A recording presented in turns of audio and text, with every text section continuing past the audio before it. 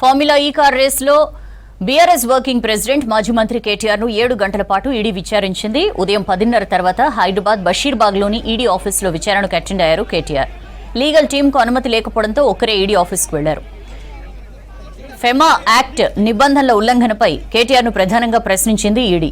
A2 Arvind Kumar, A3 BLN Reddy స్టేట్మెంట్లను కేటీఆర్ ముందుంచి ప్రశ్నించారు ED అధికారులు.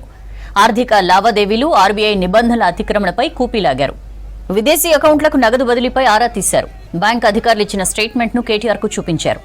సీజన్ 9 కోసం చెల్లించిన నిధులను గురించి కేటీఆర్ దగ్గర నుంచి వివరాలు సేకరించారు.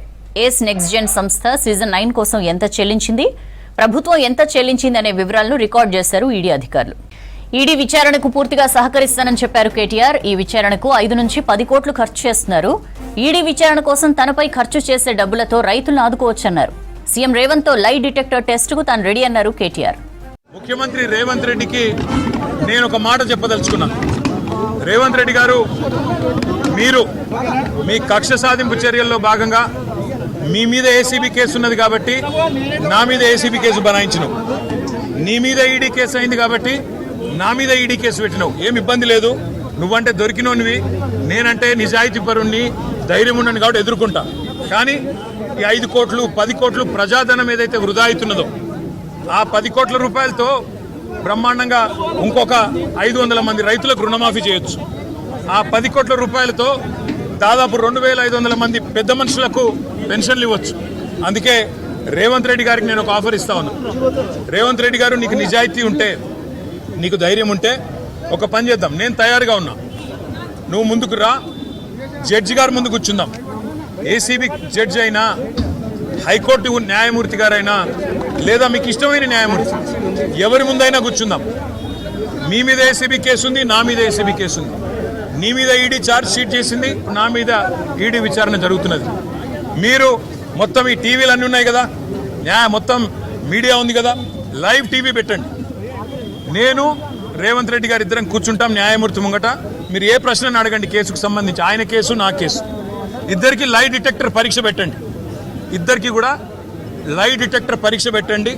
మొత్తం రాష్ట్ర ప్రజలందరూ చూస్తుండగా ఒక 50 లక్షలు 20 లక్షల రూపాయలు ఒడిసిపోతుంది. లేకపోతే ఈ 10 కోట్ల రూపాయలతోని అనవసరంగా ప్రజాధనం దుర్వినియోగం అయ్యే విధంగా, ఇంతమంది ఉన్నతాధికారుల టైం వేస్ట్ అయ్యే విధంగా, ఇంతమంది మీడియా సంస్థల టైం వేస్ట్ అయ్యే విధంగా ఈ కక్ష సాధింపు విచారణ మంచిది కాదు. నేను రెడీగా ఉన్న రేవంత్ రెడ్డి, నీకు ధైర్యం ఉంటే ముందుకు రా. నీ జూబ్లీహిల్స్ ప్యాలెస్లో అయినా సరే, లేదా న్యాయమూర్తి ఇంట్లో అయినా సరే, ఏసీబీ న్యాయమూర్తి ఇంట్లో అయినా సరే, కోర్టులో అయినా సరే, లేదా ఈడీ ఆఫీస్లో అయినా సరే, ఎక్కడైనా నేను లై డిటెక్టర్ పరీక్షకు సిద్ధం. నువ్వు కూడా రా, ఇద్దరం కూర్చుందాం. దొంగెవరో, ఎవరేందో, ఎవరి నిజాయితీ ఏందో రాష్ట్రం మొత్తం చూస్తుంది. నీకు ధైర్యం ఉంటే వెంటనే నిర్ణయం తీసుకో.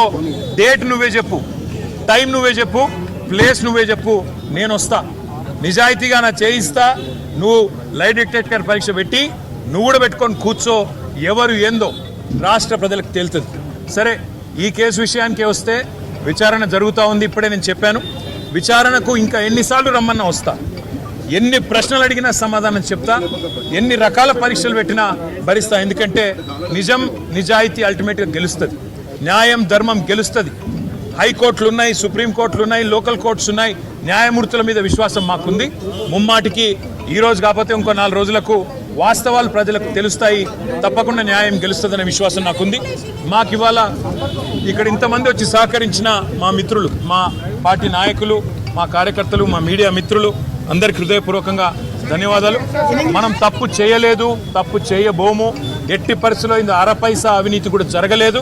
అదే మాట 8 గంటలు వాళ్ళు అడిగినా, అదే మాట చెప్పినా, తప్పు చేసింటే రుజువు చేయండి, ఏ శిక్ష వేసినా సిద్ధమని చెప్పి కూడా వారికి చెప్పిన.